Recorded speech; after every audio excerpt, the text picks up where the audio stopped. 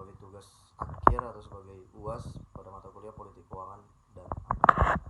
Jadi hubungan keuangan pusat dan daerah merupakan suatu sistem yang mengatur bagaimana pembagian sumber daya keuangan antara pemerintah pusat dan pemerintah daerah.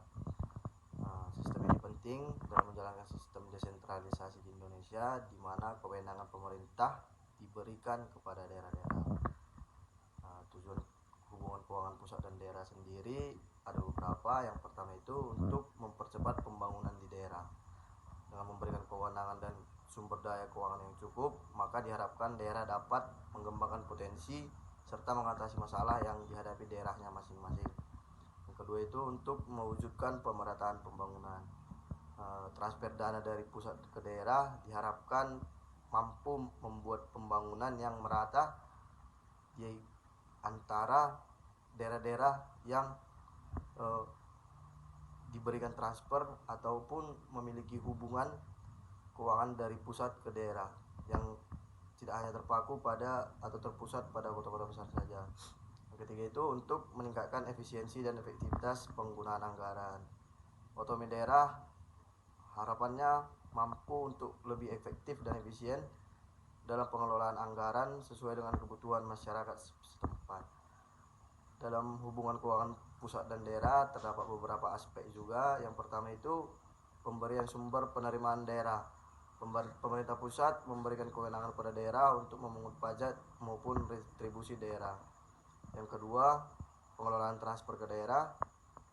Pemerintah pusat melakukan dana transfer ke daerah melalui berbagai mekanisme. Contohnya itu dana alokasi umum atau DAU, dana alokasi khusus atau DAK, maupun dana bagi hasil atau DBH. Yang ketiga, pengelolaan belanja daerah. Daerah memiliki kewenangan untuk menyusun maupun melaksanakan anggaran belanja daerahnya masing-masing.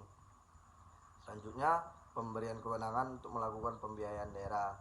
Daerah dapat melakukan pembiayaan daerah dengan cara-cara tertentu seperti menerbitkan surat utang.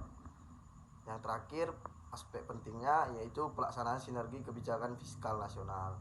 Pemerintahan pusat maupun daerah perlu melakukan koordinasi dalam kebijakan fiskal untuk mencapai tujuan nasional. Pada perubahan terkini, Undang-Undang Nomor 1 Tahun 2022, hubungan keuangan antara pusat dan pemerintah daerah merupakan perubahan signifikan dalam pengaturan hubungan keuangan pusat dan daerah.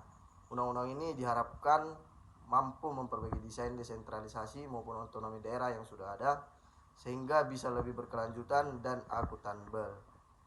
Poin penting dalam Undang-Undang Nomor 1 Tahun 2022 yaitu fokus pada alokasi sumber daya yang efisien dan efektif untuk menekan pentingnya alokasi sumber daya yang tepat sasaran dan berdampak pada masyarakat. Yang kedua, transparansi dan akuntabilitas.